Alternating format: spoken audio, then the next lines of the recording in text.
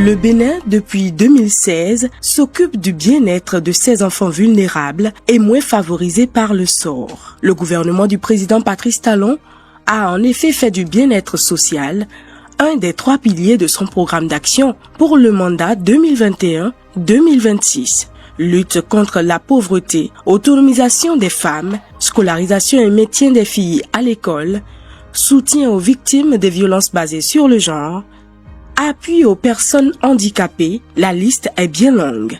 Partout où la solidarité du gouvernement est nécessaire, des actions ont été menées afin de soulager, de restaurer l'espoir et d'assurer que chaque citoyen, quel que soit son statut et ses potentialités, se sente pleinement appartenir à la communauté nationale.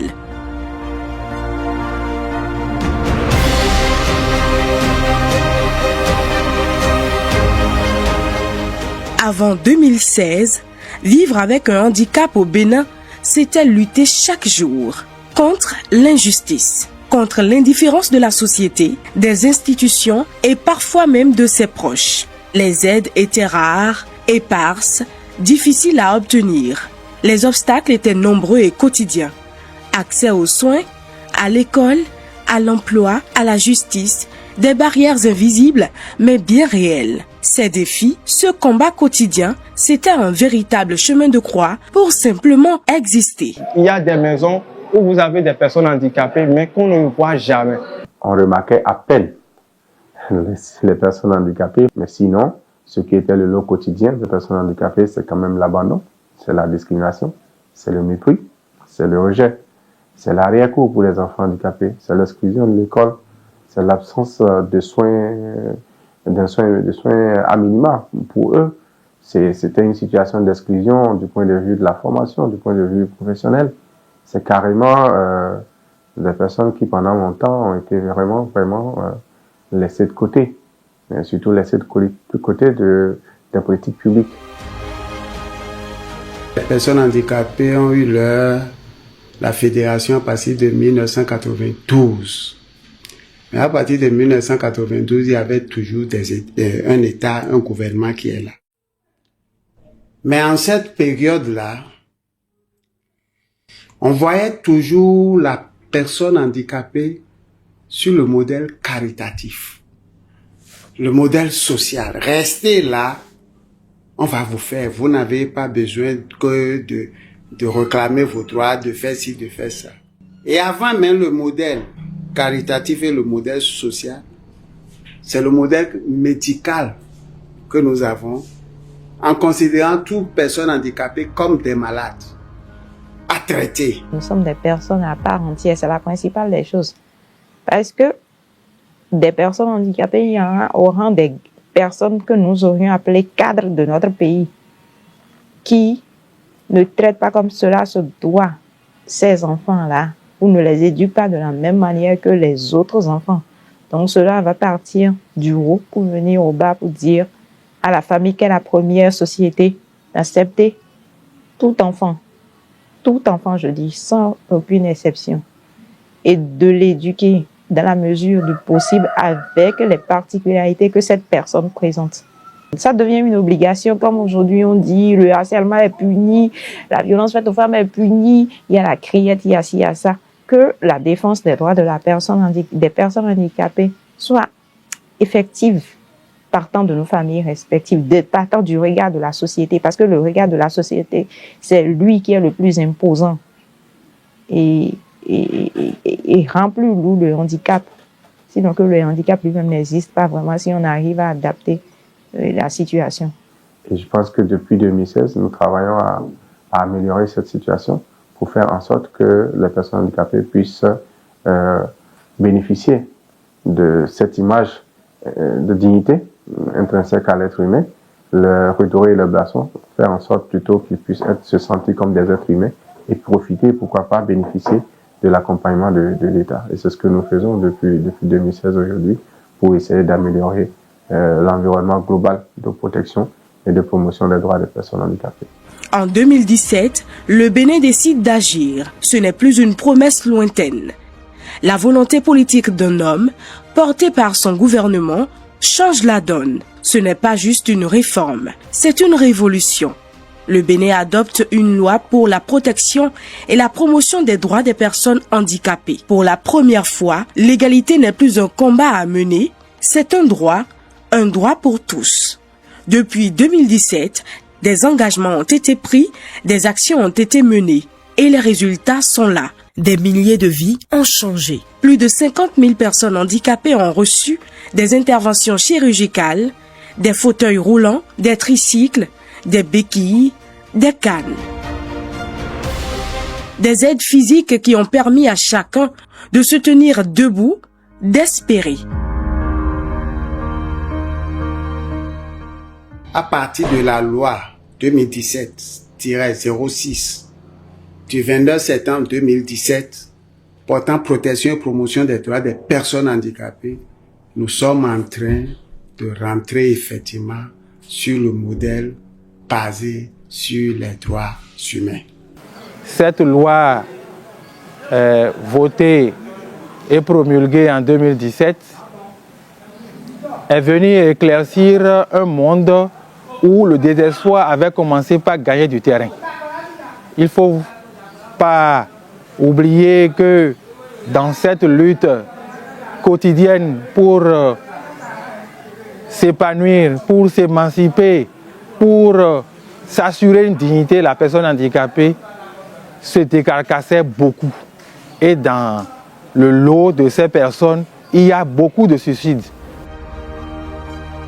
375 étudiants handicapés ont reçu un soutien jusqu'à l'université. Les entrepreneurs handicapés sont également soutenus par l'État et la formation des personnes handicapées est encouragée et renforcée. Ce n'est pas qu'une simple aide, ce n'est pas qu'un petit coup de pouce. C'est une dignité retrouvée, une chance d'aller au bout de ses rêves, une chance de se réaliser pleinement.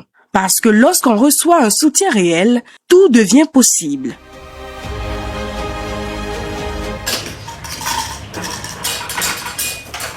Aujourd'hui, les étudiants handicapés reçoivent une aide financière. Les étudiants handicapés non boursiers, non secourus reçoivent une aide financière pour pouvoir aller jusqu'à 100 000 francs et chaque année, jusqu'à la fin de leur cursus scolaire. Les établissements reçoivent une subvention annuelle. Les entrepreneurs handicapés disposent aujourd'hui d'un appui non remboursable en frais d'installation, pouvant aller jusqu'à 60% du montant sollicité pour la mise en place de leurs entreprises et de leurs activités génératrices de revenus ou de leurs projets d'artisanat. Étudier pour la personne handicapée de la vue est une histoire de moyens. Mes pères voyants, mes pères valides, qui étaient aussi dans la même situation d'études que moi, j'observais un peu leurs dépenses. Elles n'étaient pas aussi élevées que les miennes. Maintenant, l'État a décidé désormais d'appuyer systématiquement ceux qui n'ont ni bourse ni aide universitaire par un montant équivalent bien sûr à l'aide universitaire. C'est très important. Et vous, comme moi, pouvez vous réjouir que désormais beaucoup vont pouvoir s'inscrire parce que beaucoup n'ont pas pu s'inscrire à l'université par exemple parce que leur âge était élevé, ils n'avaient pas accès à l'aide universitaire et aujourd'hui c'est chose faite. Je suis parmi les bénéficiaires, j'ai bénéficié du fonds d'appui également. Grâce à cette bourse, j'ai pu me prendre un ordinateur, ce qui me permet aujourd'hui d'être au même titre d'information que les autres étudiants en droit comme moi. Cela m'a également aidé à avoir quelques documents tels que le lexique juridique et autres. Pour moi, l'ordinateur me permet d'être à jour. Avant, il fallait nécessairement avoir un Android pour pouvoir avoir les cours en version PDF. Or, avec les téléphones, ce n'est pas facile à lire. Et avec l'ordinateur, c'est plus facile, je peux lire et mot par mot, caractère par caractère, selon ma convenance. Le lexique juridique, cela travaille mon éloquence en tant que juriste et tout cela pourra agir sur mes notes. Même si ce n'est pas beaucoup, la fédération a reçu du gouvernement, au moins pour son fonctionnement, une subvention de 5 millions de francs. c'est déjà un pas. Aujourd'hui, l'État a fait l'option d'accompagner les enfants autistes et leurs parents. Et ça, c'est une action presque inédite, si pour ne pas dire inédite, qui n'existait pas pendant longtemps. C'est des enfants qui sont traités comme des préparés fétiches ou bien des enfants possédés, si on peut ainsi dire. Mais aujourd'hui, avec la mise en œuvre de ce projet sur la prise en charge des enfants autistes, on constate, c'est vrai qu'on est à titre pilote, mais on a quand même un budget assez important pour soutenir ces enfants, donc non seulement du point de vue de la scolarisation, du point de vue également de la santé, parce que nous prenons entièrement en charge les frais de soins et tout, pour ceux qui en ont besoin. Nous prenons entièrement en charge les frais scolaires pour ces enfants, et nous avons mis à la disposition de chaque enfant un auxiliaire de vie scolaire. C'est un spécialiste, un éducateur spécialisé qui est mis à la disposition de l'enfant pour l'aider à apprendre, pour l'aider à trouver les éléments nécessaires pour son intégration en milieu scolaire, mais également à la maison. Donc c'est un agent qui l'accompagne de façon plus ou moins permanente, lui permettant ainsi d'obtenir des outils indispensables pour ses apprentissages, mais également pour son intégration. Et donc aujourd'hui, nous avons une trentaine d'enfants que nous accompagnons, et avec toute cette prise en charge, on sent quand même beaucoup d'amélioration. Et non seulement les enfants, mais les parents aussi sont accompagnés par des sessions de formation, par des séances d'échange, par des séances de dialogue, parce que c'est important de remonter le moral des parents, c'est important de leur donner des astuces pour leur permettre de gérer le handicap de leurs enfants et de gérer toute la pression psychologique qui va avec. Dans le cadre du projet pilote intégré de prise en charge des enfants autistes mis en place par le gouvernement béninois, le rôle de l'éducateur auprès de ces enfants, c'est déjà observer ces enfants, voir quels sont les points forts, les points faibles de ces enfants, et ensemble avec le parent mettre en place un projet qu'on appelle un projet éducatif individuel pour chaque enfant, ce qui permet de travailler les difficultés de l'enfant. On peut observer par exemple que l'enfant autiste a du mal à pointer ce qu'il veut. On peut observer que l'enfant autiste a du mal à faire au revoir tout simplement de la main. On peut sentir que l'enfant autiste ne réagit pas quand on l'appelle à son prénom par exemple. On peut observer beaucoup de difficultés. En fonction de ces difficultés, on met en place un programme de travail. Et puisque avec les enfants de façon générale, la répétition est pédagogique, mais avec les enfants autistes, on répète encore beaucoup plus pour pouvoir obtenir des résultats satisfaisants. Donc, notre rôle, c'est de les appuyer les enfants dans le domaine de l'éducation, appuyer les parents aussi, parce qu'il y a des parents qui sont dépassés par la situation. Il y a des écoles qui ne sont pas forcément des écoles inclusives, qui accueillent ces types d'enfants. Et les enseignants, les directeurs et autres qui ne sont pas formés ou outillés à accompagner ces enfants ont du mal à le faire. Nous, notre rôle en tant qu'AVS, au niveau à côté de ces enfants, c'est de les aider en milieu scolaire. La mise en place de ce projet, franchement, pour moi, c'est vraiment un espoir. Comment on dit ? C'est venu apaiser le cœur de beaucoup de parents qui étaient dans la détresse, je peux dire, dans la détresse, dans un passé. Vous imaginez un peu des parents qui n'arrivent même pas à comprendre leur propre enfant qu'ils ont mis au monde, qui n'arrivent pas à partager certaines choses avec eux, mais c'est comme si c'est une peine perdue. Maintenant, la mise en place de ce projet, c'est venu apaiser ces cœurs-là. Et nous souhaitons vraiment que ce projet puisse vraiment perdurer parce que c'est l'espoir de beaucoup de parents. Je pense que mon enfant va changer. Je pense que mon enfant, on va apprendre quelque chose de lui.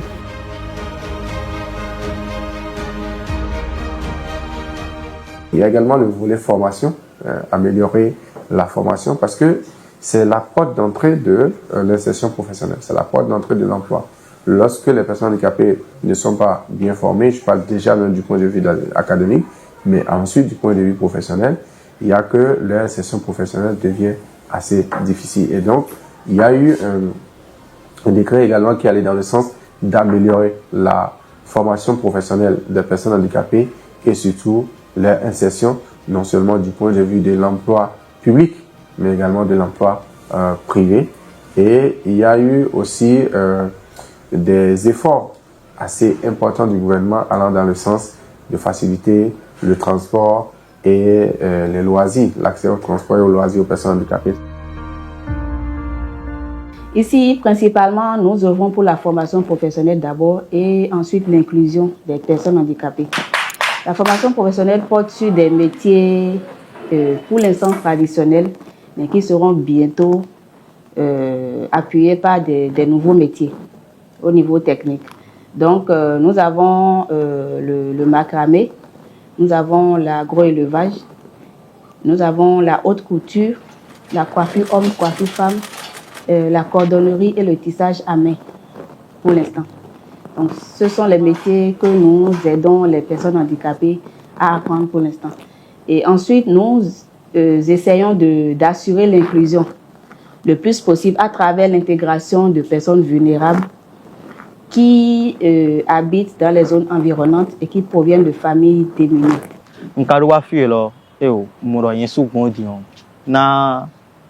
Son fait bon personne kaka jetian moro eo ndo afi dion kokoro de mantimbo mabai donc de man ko domi kaka bon ko afi fon bona jende si donc do pena mauro et doit les yami.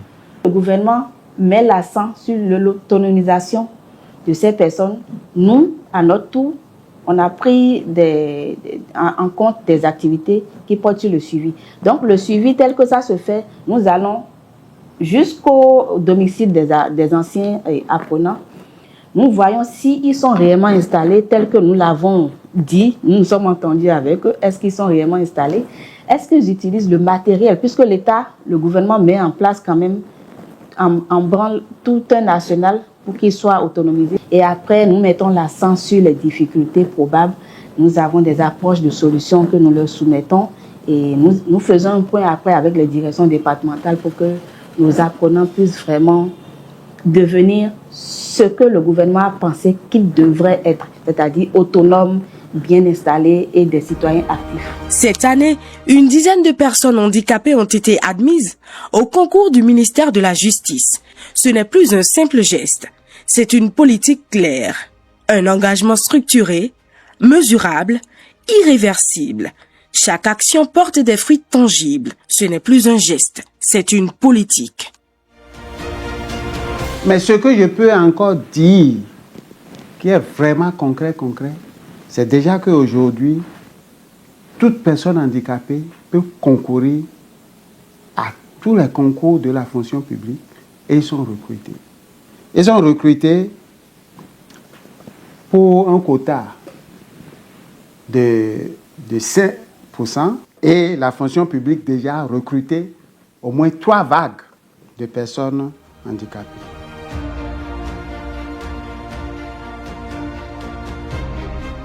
Le décret 2023-325 du 21 juin 2023 portant mesures spéciales de promotion de l'emploi et de l'entrepreneuriat des personnes handicapées.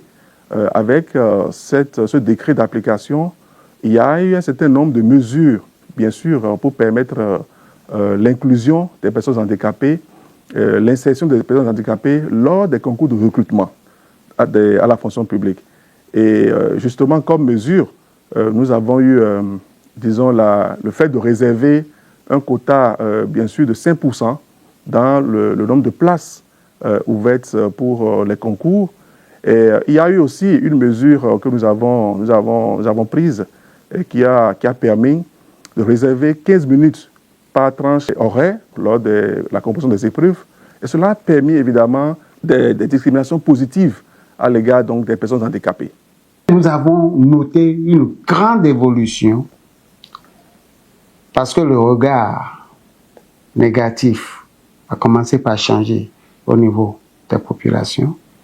L'autre merci au gouvernement, sincèrement, c'est le fait de commencer par engager les personnes handicapées dans la fonction publique. Ceci encouragerait d'autres enfants handicapés d'aller à l'école et de savoir qu'à la fin, ils vont aussi faire quelque chose et contribuer au développement de notre pays pour pouvoir construire une société plus inclusive.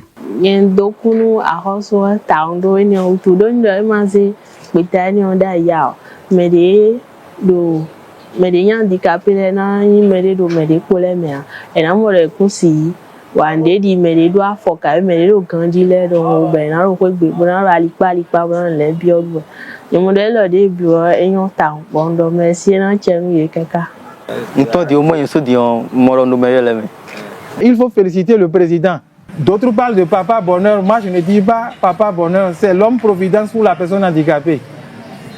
Par le passé, beaucoup ont proclamé qu'ils nous aiment, mais n'ont pas réagi convenablement. C'est l'acte convenable, les décrets. C'est l'acte convenable. La loi 2017 portant protection et promotion de la personne handicapée. Des droits des personnes handicapées en République du Bénin. Aujourd'hui, la discrimination liée au handicap n'est plus tolérée. Une société nouvelle émerge. Plus juste, plus forte, plus humaine. Le Bénin avance vers une société inclusive.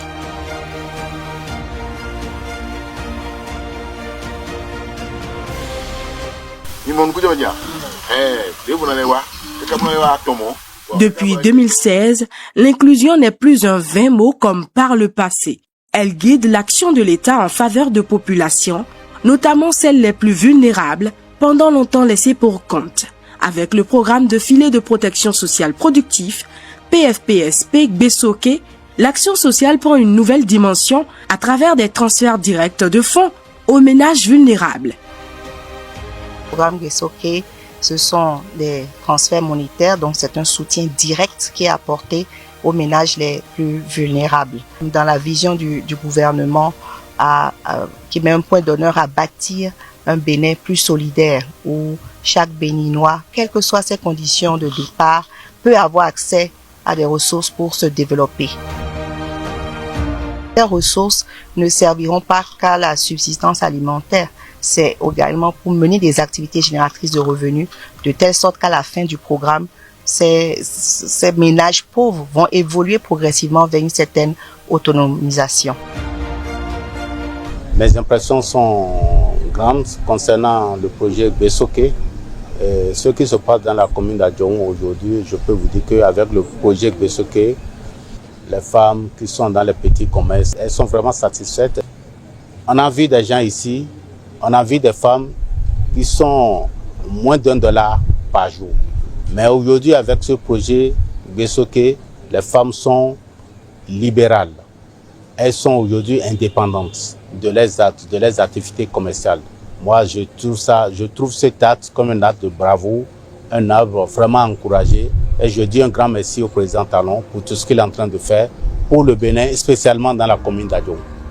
Fruit d'une stratégie ambitieuse portée par le gouvernement, Gbesoké devient une réalité concrète. Depuis le 18 septembre, les transferts monétaires ont démarré simultanément dans 12 communes pilotes, couvrant l'ensemble des départements du pays. Au total, plus de 20 000 bénéficiaires, dont une grande majorité de femmes, ont reçu une première enveloppe de plus de 208 millions de francs CFA. Ce n'était pas une promesse, mais un acte tangible qui a redonné souffle et espoir à des milliers de familles.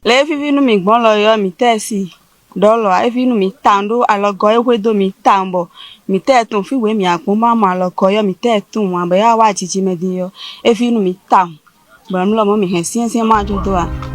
Et ce n'est qu'un début. À terme, près de 4 milliards de francs CFA seront injectés dans cette phase pilote. L'objectif est clair, accompagner durablement 150 000 ménages pauvres extrêmes, soit près d'1 million de personnes. À travers des transferts réguliers, un suivi rapproché et un appui au développement d'activités économiques, Gbesoké vise non seulement à soulager les besoins immédiats, mais surtout à renforcer la résilience des familles vulnérables.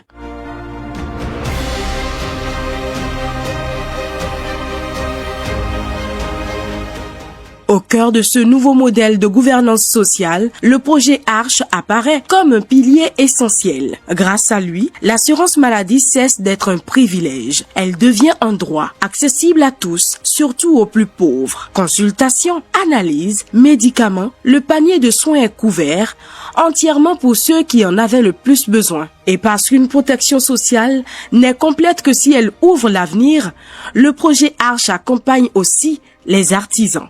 Formation, crédit adapté, appui pour s'équiper et même une assurance retraite. Un ensemble cohérent conçu pour que personne ne soit laissé de côté, ni dans la maladie, ni dans le travail, ni dans la vieillesse. Mais l'attention du gouvernement ne s'arrête pas aux ménages vulnérables. Les personnes âgées, longtemps oubliées dans les politiques sociales, occupent aujourd'hui une place centrale. Leur protection, leur bien-être, leur épanouissement sont devenus des priorités affirmées, traduisant un engagement constant à reconnaître leurs valeurs dans la société. À travers des actions de communication et de sensibilisation, l'État s'attaque désormais à l'agisme et à toutes les formes de maltraitance auxquelles les aînés sont exposés. Il s'agit de changer le regard collectif, de promouvoir le respect, la dignité et l'inclusion. Parce que vieillir au Bénin ne doit plus être synonyme de fragilité, mais de considération et de reconnaissance. Le gouvernement reste déterminé à assurer les programmes sociaux, à renforcer la protection sociale et à poursuivre ses efforts pour un Bénin plus inclusif, plus prospère.